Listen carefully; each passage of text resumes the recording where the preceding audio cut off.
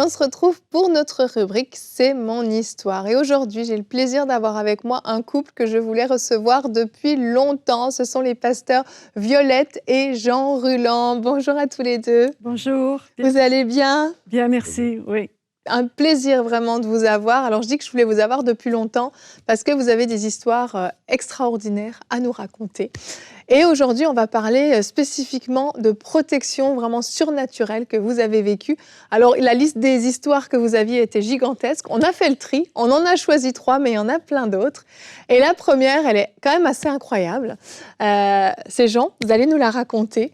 En fait, vous étiez en voiture avec vos 2 filles à l'arrière, tous les 4 en famille, en train de rouler sur une route de campagne. Et je vous laisse nous raconter la suite. Oui, c'est vraiment surnaturel. C'est quelque chose d'extraordinaire. Oui. C'est divin. Amen. Et sur la route, et puis tout à coup, on a dévié, je ne sais pas comment, peut-être on a glissé, je pense. Non. Et puis, on s'est retrouvé devant une moissonneuse, batteuse. Et là, il y avait une autre voiture aussi qui arrivait. On s'est dit, bon, on fait un face à face. Vous fonciez sur la moissonneuse batteuse et la voiture d'en face, en fait. Oui, c'est ça. Il n'y avait aucune Non, issue. aucune issue. Vous fonciez dessus. Aucune issue. Puis, évidemment, moi, je me souviens, c'était un cri de détresse, quoi. Jésus! Et puis, tout à coup, la voiture s'est levée, s'est soulevée. Et elle est passée par-dessus. Par-dessus la moissonneuse batteuse oui. et la voiture. Oui. Oui. Elle a volé. Volée. Et puis, nos filles étaient en arrière. Et elles avaient vu le film avec Rabbi Jacob. Elles disent, c'est comme Rabbi Jacob. Je ne sais pas si vous avez vu ce film-là, mais où à un certain moment, ils sont pris dans une circulation. Et les 4 passagers descendent de la voiture, prennent leur bout, leur côté chacun, devant, arrière, lèvent la voiture et passent la voiture par-dessus les autres voitures. Et vous, c'était des anges qui ont fait Mais la même sans chose doute. avec vous? Sans doute que c'était, bien sûr, oui, des anges, Ouais. c'était surnaturel. Cette voiture qui a commencé à se soulever, puis passer par-dessus, c'est... Vous vous êtes vu littéralement passer Oui. par-dessus Oui. la moissonneuse batteuse Oui. et vous avez atterri de l'autre côté Oui. Oui. et vous avez continué Oui. votre On a route continué En notre douceur. chemin. comme si de rien n'était, Oui. Comme rien n'était. Mais silencieux. silencieux, sous le choc de ce qui venait de vous C'était arriver. vraiment Dieu qui nous a C'était protégés. Ça a été une protection divine, quoi. Vraiment, ça aurait été catastrophique Oh, ça aurait l'impact été, à ce ouais, moment-là. Là, on ouais. était... Incroyable, incroyable. Ouais. Ah, vraiment. Mais peut-être que, juste rajouter que, vous savez, avant que nous venions au Québec, Dieu nous avait avisés, nous avait prévenus avertis. qu'on se retrouverait devant des situations où la mort, on ferait face à la mort. On ne peut pas imaginer que ça aurait pu faire partie de cela. Vraiment. Mais il nous a dit, mais j'arracherai la mort De devant ma vous. propre main. Et puis de ça même. Alors je pense que ça, c'est un aperçu de ce qu'il nous avait préparé. Puis au béni Dieu. Vraiment, vraiment. Violette, vous aviez un verset que vous aviez à Oui. cœur par rapport à cette histoire. Oui, le verset du psaume 91, versets 11 et 12. Il est dit que Dieu ordonnera à ses anges de nous garder et que les anges nous porteront. Et c'est ce qu'on a vécu. Amen. Vraiment, Dieu a envoyé ses anges et nous a portés. Et la voiture en douceur, on ne sentait rien, comme si on était assis dans le fauteuil ici. Puis tout en douceur, puis on a atterri, excusez le terme, mais on a atterri, puis on a continué. Là, on se regardait, on était tellement éblouis, surpris, on glorifiait Dieu dans notre intérieur. On était tout un temps sans parler, parce qu'on avait vu quelque chose là de surnaturel. Ouais. De surnaturel. Ouais, la gloire. Vraiment. Amen. La gloire. Amen. Et vous en avez vécu d'autres, des aventures. Le Seigneur vous a protégé aussi, vous, avec vos filles. Oui. Jean, vous étiez en voyage à ce moment-là, vous étiez Oui. absent. En France. Et vous habitiez une vieille maison quand même, avec Oui. une chaudière. Très vieille. C'est ça. Et qu'est-ce qui s'est passé, Violette? C'est que le soir, tout était correct. Donc, j'ai mis les filles couchées. Moi aussi, je me suis couchée. Mais à un moment donné, j'ai senti mon lit secoué. Mais vraiment, on secouait mon lit. Et j'avais peine à ouvrir mes yeux. Je voulais me réveiller, mais je n'arrivais pas. Je me sentais mal. Mais on secouait très fort mon lit. Puis je savais que les filles étaient couchées, mon mari n'était pas là. Puis à un moment donné, c'est comme si quelqu'un avait comme entrouvert mes yeux. Et là, je voyais dans ma chambre, c'était bleu. C'était bleu. Il y avait comme un brouillard tout bleu. Et j'ai réussi à me rouler à terre, à sauter, à me jeter carrément du lit. Je me suis traînée vers la chambre des filles. Puis j'avais du mal à respirer. Je me sentais toujours comme partir comme en syncope, un peu, perdre connaissance. Puis j'ai arraché les filles de leur lit. Je les ai sorties à l'extérieur. J'ai réussi l'une après l'autre. Je suis rentrée rechercher des couvertures. C'était l'hiver. J'ai été chercher les couvertures. Je les ai enveloppées. Puis elles étaient comme évanouies. Moi, j'ai essayé de reprendre mon oxygène, mais je voyais dans la porte grande ouverte, je voyais que c'était comme bleu. Je dis, qu'est-ce qui se passe? Puis là, j'ai réussi à appeler une chrétienne qui est venue tout de suite. Puis elle me dit, mais vous êtes en train d'être asphyxiée. Alors, elle a aidé les enfants. C'était les filles en premier. Elle a téléphoné à une autre chrétienne qui est venue. Puis ce qui s'est passé, c'était que la chaudière, il y avait eu un bris et ça ne fonctionnait plus.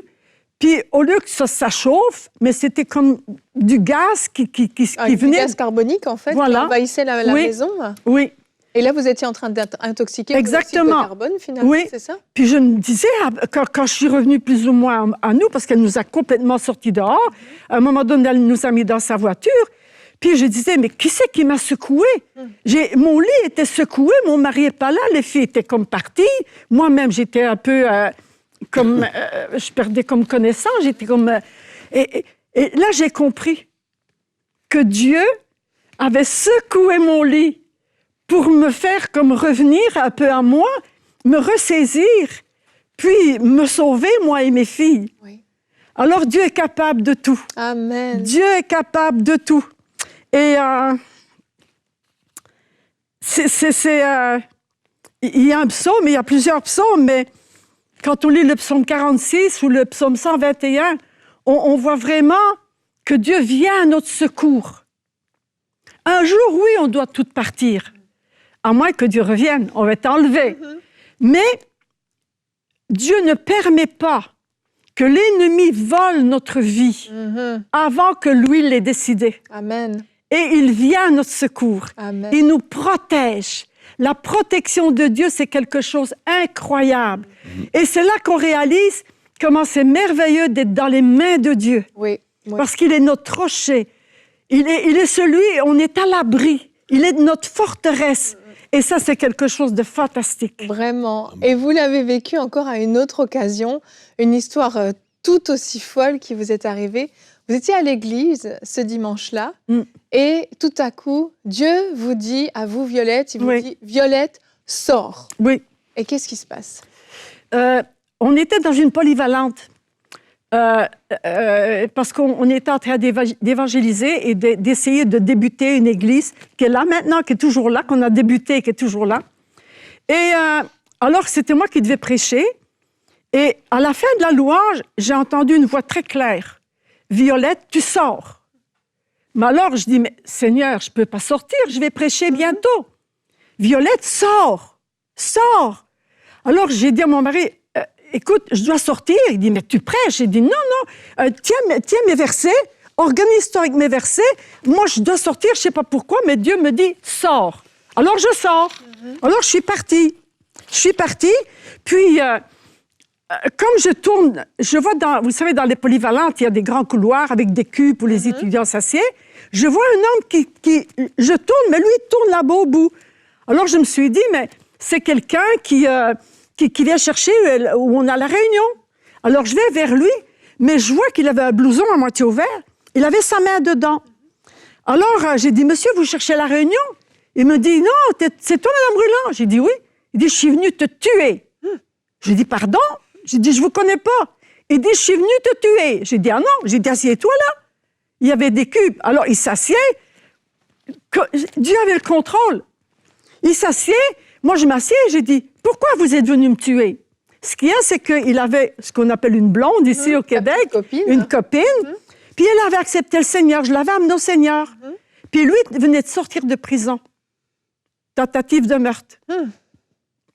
Alors, son ami de fille lui parlait du Seigneur. J'ai rencontré le Seigneur, on m'a parlé du Seigneur, il a transformé ma vie ancienne, mais je ne l'avais plus. Alors, il dit, mais non, il dit, il faut que tu reviennes avec moi. Il disait, non, moi je suis Jésus. Alors il dit, mais qui c'est qui t'a bourré la tête avec Jésus, Jésus? Je veux plus que tu me parles de Jésus. Elle dit, mais c'est lui qui m'a transformé, il peut le faire pour toi. Il dit, moi je veux pas, je veux continuer à vivre ma vie. Alors, elle lui a dit qui j'étais, puis c'est pour ça qu'il était venu pour me tuer. C'est incroyable. Il sortait son gun, il le remettait. Puis, alors j'ai commencé à lui dire, écoute, quand Jésus était crucifié, il y avait 2 brigands. Il y en a un qui a refusé le Seigneur. L'autre, il l'a accepté, il était sauvé. J'ai dit, Dieu peut faire la même chose pour toi. J'ai commencé à lui prêcher l'Évangile, à lui témoigner, à lui dire comment Dieu l'aimait, qu'il était bon et qu'il pouvait le sauver. On est resté là, il est parti, voilà, je suis toujours en vie. Oui, vraiment. Quelques jours plus tard, il est venu dans la maison, il avait trouvé mon adresse. Quand j'ai ouvert la porte, j'ai vu que c'est lui. J'ai dit, mais rentre. Il m'a dit, j'ai dit, mais qu'est-ce qui se passe? Et il s'est mis à pleurer. Il m'a dit, depuis que tu m'as parlé de Jésus, je l'ai dans la tête. Tout ce que tu m'as dit tourne en rond. Il dit, je veux ce Jésus. Et il a accepté le Seigneur à la maison. Il était sauvé. C'est incroyable. Il était sauvé. Puis j'ai un autre psaume, le psaume 5, versets 12 et 13. Il est dit, tu les protégeras. Tu les entoures de ta grâce comme d'un bouclier. Il est notre protecteur. Amen. Il nous protège de toutes les situations. Quand on aime Dieu, quand on le suit, quand on a donné notre vie, qu'on est en accord avec lui, que ce qu'il désire, c'est notre désir. Dieu intervient et il nous sauve. Amen, amen. On est dans ses mains. Vraiment, vraiment. Et ces histoires que vous nous racontez aujourd'hui en témoignent. Et comme j'ai dit, c'est quelques histoires parmi tant d'autres. Ouais. Mais on voit la main de Dieu. On voit comment il avait anticipé les situations, des choses auxquelles vous avez fait face, vous ne pouviez rien faire. Cette moissonneuse-batteuse, il n'y avait pas de solution. Ce gaz carbonique, il n'y avait pas de solution, mais il vous a réveillé, il a agi et il a même sauvé cet homme qui venait pour vous tuer. Ça, c'est notre Dieu, c'est le Dieu qui nous protège. Merci à tous les deux d'être venus vous raconter vos histoires. Un plaisir. Merci beaucoup.